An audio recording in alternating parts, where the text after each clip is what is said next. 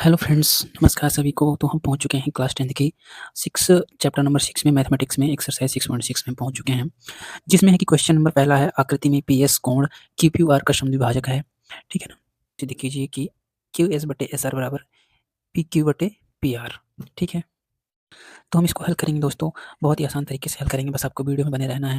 Video थोड़ा लंबा हो सकता है दोस्तों, लेकिन आपको सारी चीज़ें सही तरीके से समझनी है, तो आपको वीडियो को पूरा देखें, लास्ट तक देखें, तभी आपको अच्छे से समझ में आएगा। और आने वाले एग्जाम के लिए आपके लिए ये वीडियो बहुत ही हेल्पफुल रहेगा। ठीक है।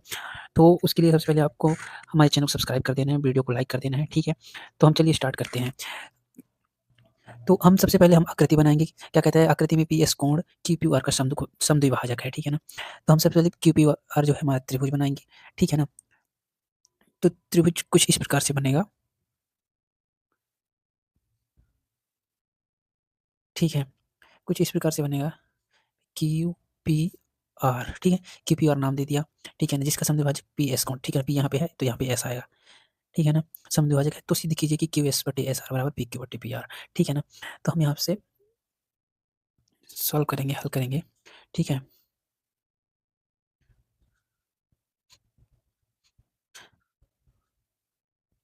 हमें क्या प्राप्त है कि त्रिभुज पी क्यू आर या क्यू पी आर का पी क्यू आर जिसमें कोण क्यू पी आर का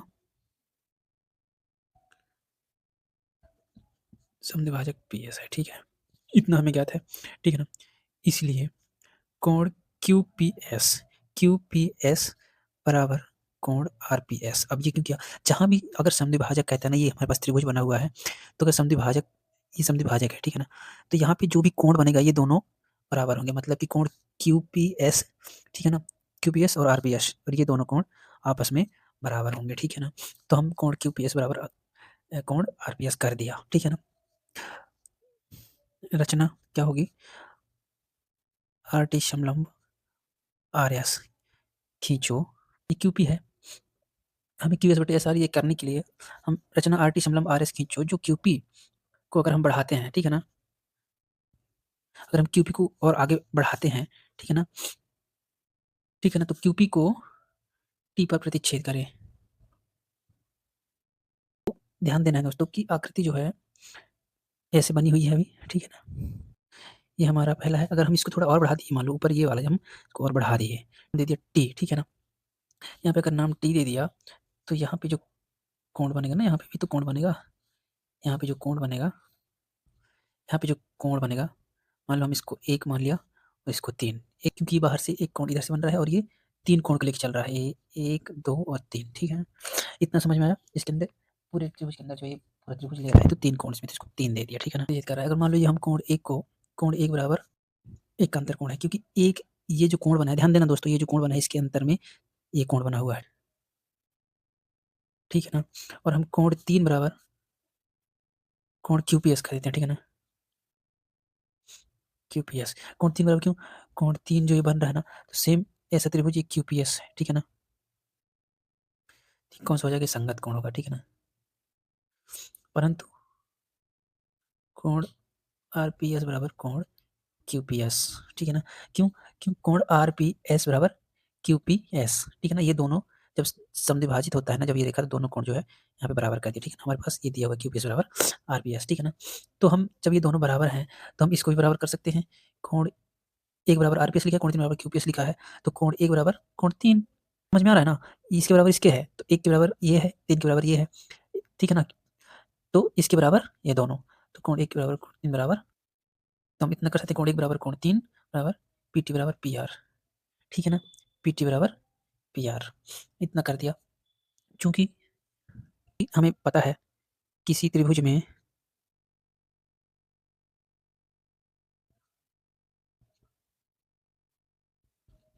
समभुजाएं समान होती हैं। त्रिभुज क्यू आर टी में पी आर समलंब आर टी। ठीक है ना। पी आर समलंब आर टी, त्रिभुज क्यू आर टी में, क्यू आर टी में पी आर समलंब आर टी। ठीक है ना। पी आर और आर टी ये दोनों समलंब है, मतलब समान लंबाई के हैं। इसके सामने ये है। ठीक है ना। रचना द्वारा। ठीक है। इसलिए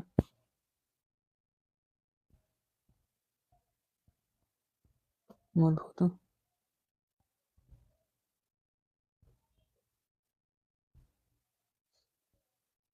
तो हम लिखेंगे इसलिए मूलभूत समानुपातिकता प्रमेय से हमें प्राप्त होता है, ध्यान देना दोस्तों, इसलिए हम लिखेंगे मूलभूत समानुपातिकता प्रमेय से हमें प्राप्त होता है कि QS बटे SR, ये जो नीचे की भुजाएं हैं QS बटे SR, ये दोनों बराबर हैं, तो हम समानुपात में इनको लिख सकते हैं, ठीक है ना। समानुपात बट्टे में लिखना और समानुपात एक ही होता है, तो QS बटे SR कर दिया, ठीक है ना। और हम PQ बटे PT भी कर सकते हैं, ठीक है ना, क्योंकि ये जो है ये समविभाजित करती है, ठीक है ना। तो हम यहाँ पे लिख दिया PQ बटे PT। अभी हम इसको ऐसे लिख सकते हैं, इसको सेम QS बटे SR लिख दिया बराबर, इधर PQ लिख दिया, ठीक है ना। और ये जो PT है, ये PT है, तो हमने PT बराबर PR लिखा था यहाँ पे, ठीक है, क्योंकि हम PT बराबर PR हमने लिखा है, तो हम यहाँ पे PT की जगह में PR लिख देंगे, ठीक है ना। हमारे पास इतना आ गया ना, और यही हमें सिद्ध करना था, QS बटे SR बराबर PQ बटे PR, ठीक है ना। और हमारे पास आंसर आ चुका है QS बटे SR बराबर PQ बटे, यही आंसर है। सो उम्मीद करता हूँ दोस्तों कि ये क्वेश्चन आपको इजीली तरीके से समझ में आ गया होगा, ज़्यादा इसमें कुछ नहीं है, ठीक है। तो वीडियो को आप ध्यान से देखोगे तो आपको समझ में आ जाएगा। सो चलते हैं नेक्स्ट क्वेश्चन में। सो फ्रेंड्स, हमारे पास क्वेश्चन 3 हम लेके आ गए हैं, क्वेश्चन 2 आप हल कर लीजिएगा, ठीक है। हम क्वेश्चन 3 बता देते हैं, क्वेश्चन 2 ईजी है, आप हल कर लीजिएगा। तो क्वेश्चन 3 में हमारा क्या है, आकृति 6.58 में ABC एक त्रिभुज है जिसमें एंगल ABC जो है 90 डिग्री से बड़ा है, ठीक है, तथा AD लंब CB है। सिद्ध कीजिए कि AC का वर्ग बराबर AB वर्ग प्लस 2BC डॉट BD है, ठीक है ना। सबसे पहले हम आकृति बनाएंगे, देन उसके बाद सॉल्व करेंगे, ठीक है ना। तो आकृति क्या कहते हैं, ABC एक त्रिभुज है, ठीक है ना। तो हम एक ABC एक त्रिभुज बनाएंगे, ठीक है ना, ठीक है ना।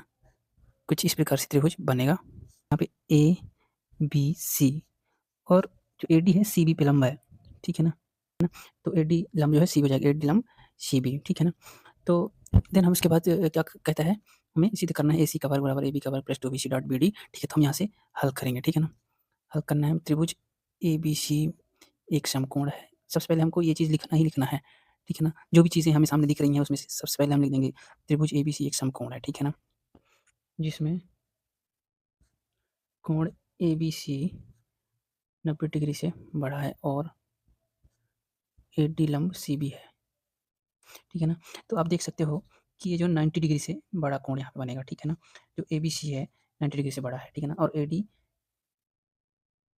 लंब CB है, ठीक है ना। तो चूंकि त्रिभुज ADB में कोण D बराबर 90 डिग्री, ठीक है ना, ADB में कोण D बराबर जो है यहाँ पे 90 डिग्री का कोण बनेगा, ठीक है ना। इसलिए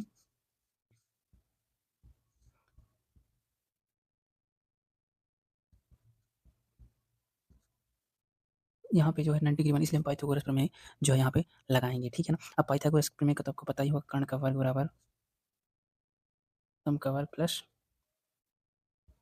आधार का वर्ग, इतना पता ही होगा, ठीक है ना। अब हमें ADB में देखना है, ADB तो इसमें जो है कर्ण जो है क्या होगा, AB होगा, क्योंकि सबसे बड़ी संख्या कर्ण होती है, बड़ी वाली संख्या।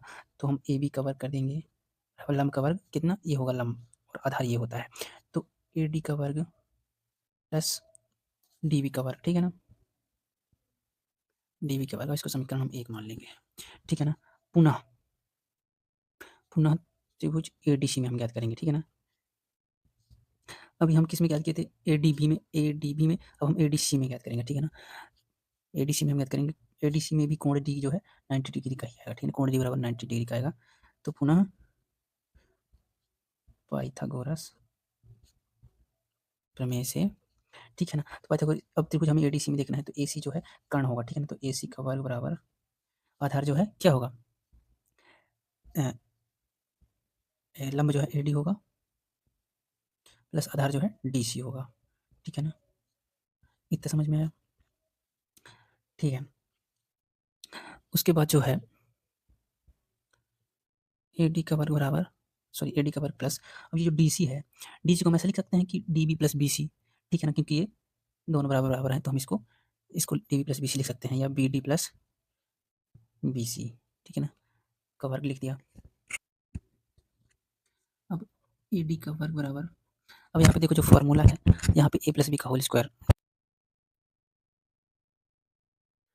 अब A प्लस बी का होल स्क्वायर का फॉर्मूला क्या होता है, A square plus B square, A square plus B square plus 2AB, ठीक है। तो हम जो है यहाँ पे लिख देंगे, ठीक है ना। तो ए स्क्वायर मतलब बी डी का स्क्वायर और बी स्क्वायर मतलब बी सी का square plus two A B, two लिख दिया, ए बी मतलब बी डी, टू ए मतलब बी डी और बी मतलब बी सी, ठीक है। अब यहाँ पे ए डी का स्क्वायर लिखेंगे और ये बी डी स्क्वायर को बाहर ले आएंगे, तो बी डी को हम डी बी भी लिख सकते हैं, दोनों को ब्रैकेट में क्लोज कर देंगे। इधर क्या बचा, बी सी का वर्ग plus two B D dot B C, ठीक है ना। इतना हमने ये कर दिया, ठीक है, इतना लिख दिया, ठीक है ना।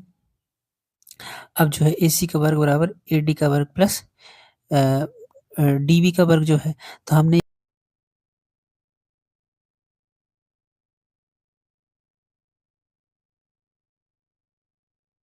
तो यहाँ पे हम ए बी का वर्ग प्लस बी सी का वर्ग कर दिया plus two B D dot B C, ठीक है ना।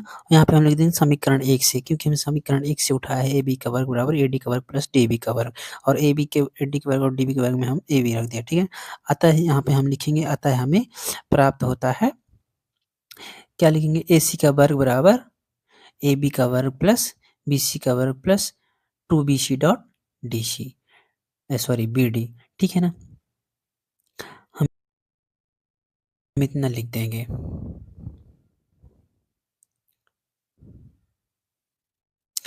हमने लिख दिया ए सी का वर्ग बराबर ए बी का वर्ग प्लस बी सी का वर्ग plus two B C dot B D, और हमें यही ज्ञात करना था, ठीक है।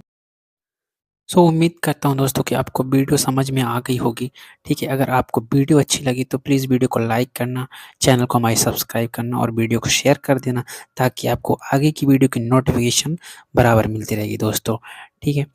और मैं ऐसी वीडियो आती ही रहेंगी, ठीक है, जिससे कि आप आसानी से उनको देख के सीख सकते हो और अपने एग्ज़ाम को क्लियर कर सकते हो। थैंक यू सो मच, मिलते हैं नेक्स्ट वीडियो में।